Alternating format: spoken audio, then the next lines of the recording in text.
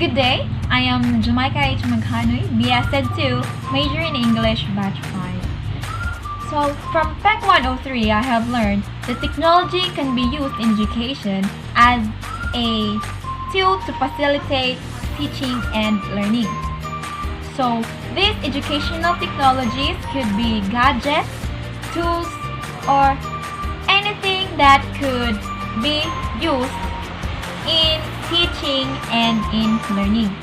In this video, I prepared PowerPoint presentation and it is ideal to use laptops and projector. But since I don't have any of those, I just edited my video and share the PowerPoint presentation on my screen. So in this video, I also used the types of media that I have learned from this subject, including some printed media, video, and visual media. So in this video presentation of mine, I have used PowerPoint presentation, a video, some pictures, and printed materials of the activity or the worksheets that I've printed to serve as an activity for this lesson.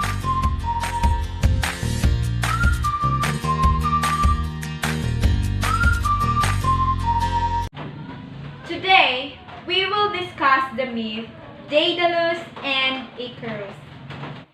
After the lesson, you are expected to appraise the unity of plot, setting, and a characterization in a material to achieve the writer's purpose. But before we are going to proceed to our story, you have to answer first this story anticipation reaction guide, in which there are statements here and you must read those statements, and if you agree to that, please put a check on the agree column, and if you disagree, then put a check on the disagree column. And then after watching the video, you have to review your answers and put in the last column whether you are right or wrong. So, a myth. What do you think is a myth? Do you have any idea? Yes. A myth is an ancient story created to explain natural events. Gods, goddesses, and heroes are the characters in myths. In addition to explaining events in nature, myths also present a lesson on how to live or serve as a warning to follow the rules of that society. So the story of Daedalus and Icarus is a myth. It discusses the adventures and mistakes of the characters and heroes. But before we will going to watch the video of the story of Daedalus and Icarus, we will have a short review first of our last lesson, which is the plot diagram, settings, and characterization. So plot is the sequence of events in a story, and the plot diagram is composed of 5 stages: the exposition, the rising action, the climax, the falling action, and the resolution. The exposition is the beginning of the story, where characters and settings are established. The conflict or main problem is introduced as well. The rising action occurs when a series of events build up to the conflict. The main characters are established by the time the rising action of the plot occurs, and at the same time, events begin to get complicated. Next is the climax. The climax is the turning point of the story. This is meant to be the amount of highest interest and emotion, leaving the reader wondering what will happen next. The falling action. Falling action occurs when events and complications begin to resolve. The result of the actions of the main characters are put forward. And the last stage is the resolution. The resolution is the end of the story. Next is the setting. It is the time and the place of the story. And the last but not the least is the character and the characterization. The character could be a person, an animal, a being, creature, or a thing in a story. And the characterization is the description of the character. Now, as we watch the video, there are 3 standards to be followed. Do you have any ideas what are those? No? So, the first one is you must sit properly. So now please sit properly. And the second one? Yes, the second one is you must watch the video carefully. And the last one is you must comprehend what's in the story, especially the important ones. So now I guess you are now all ready to watch the video, and let's find out how Icarus gets into a difficult situation and how Daedalus and Icarus escapes the labyrinth.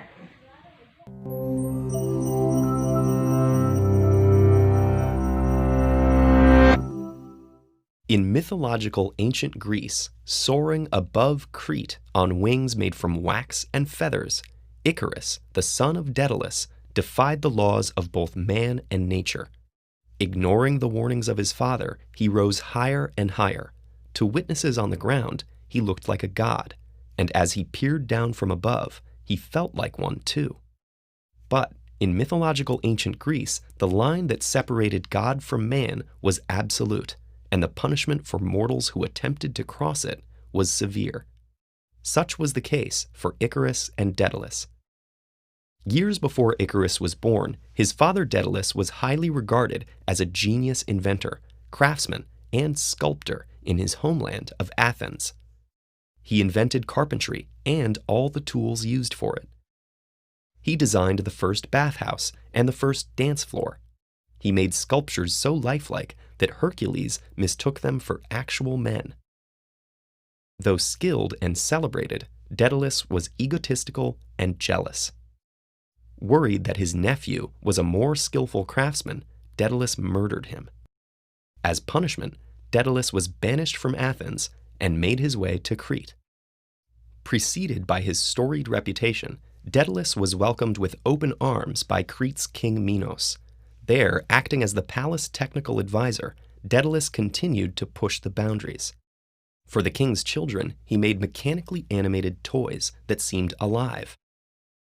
He invented the ship's sail and mast, which gave humans control over the wind. With every creation, Daedalus challenged human limitations that had so far kept mortals separate from gods, until finally he broke right through. King Minos' wife, Pasiphae, had been cursed by the god Poseidon to fall in love with the king's prized bull. Under this spell, she asked Daedalus to help her seduce it. With characteristic audacity, he agreed. Daedalus constructed a hollow wooden cow, so realistic that it fooled the bull. With Pasiphae hiding inside Daedalus' creation, she conceived and gave birth to the half-human, half-bull Minotaur. This, of course, enraged the king, who blamed Daedalus for enabling such a horrible perversion of natural law. As punishment, Daedalus was forced to construct an inescapable labyrinth beneath the palace for the Minotaur. When it was finished, Minos then imprisoned Daedalus and his only son Icarus within the top of the tallest tower on the island, where they were to remain for the rest of their lives. But Daedalus was still a genius inventor. While observing the birds that circled his prison, the means for escape became clear. He and Icarus would fly away from their prison as only birds or gods could do.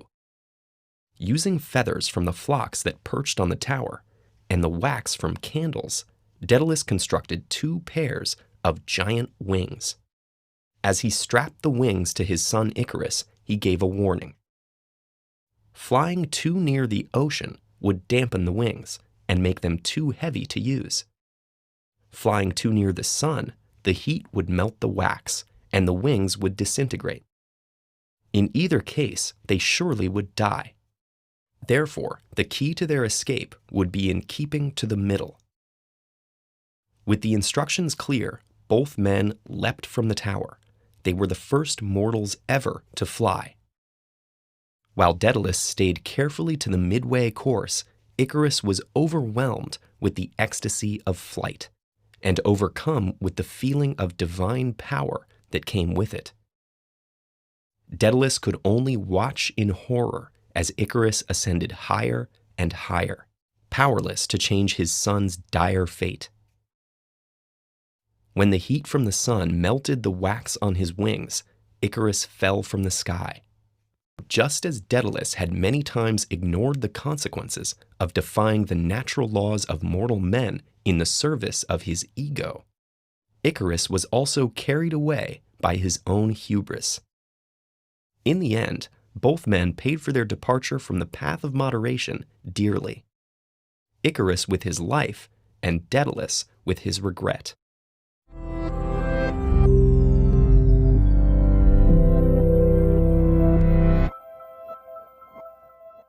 Now we are done watching the video, so let's now evaluate the video. So the first is the setting.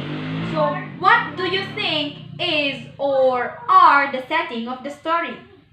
Yes, the settings of the story are in the Athens, Crete, the Labyrinth, and the Icarian Sea. Yes, Athens is the homeland of Daedalus, but after murdering his nephew, Daedalus banished from Athens and made his way to the island of Crete, where King Minos welcomed him with open arms. And the labyrinth is an elaborate, confusing structure in which Daedalus made for King Minos. And then the sea where Icarus fell is now called the Icarian Sea. So how about the characters of the story? Can you name them? Yes, the first one is Daedalus. Daedalus is an inventor, a sculptor, and a craftsman. He also invented the carpentry, but he was described as egotistical and jealous. And the next one is Icarus. Icarus is the son of Daedalus. He is very reckless. He soared up into the sky, forgetting his father's warning, and fell into the sea, which was then called after himself the Icarian Sea. The next character is the Minotaur. The Minotaur is a half-man, half-bull creature. It is always hungry and it lives in the labyrinth. King Minos is the powerful ruler of Crete. He is the husband of Queen Pasiphae. Queen Pasiphae is the wife of King Minos of Crete. After a course from Poseidon, she experienced lust for and mated with a white bull that was sent by Poseidon. She gave birth to the Minotaur. For the plot, in the exposition, Daedalus and Icarus were imprisoned by the king of the island of Crete. In the rising action, Daedalus gathered feathers to make wings so that they could fly out of the prison. Daedalus reminded his son Icarus to not fly near the sun because the heat of the sun could melt their wings. But because of joy and excitement, Icarus forgot his father's warning and soared close to the sun, causing his wings to melt. Icarus' wings melted. He fell and drowned in the sea below. And the resolution of the story, Daedalus lives with his regret, vows to never fly again. And now that we are just done watching and evaluating the story, it's now time to assess what you have learned. Now I have prepared 10 questions here and you must answer this and identify the following. I will give you 10 minutes to answer it. So after answering those questions and giving assignments, the class will be done. So that would be all my lesson for today. See you again next time.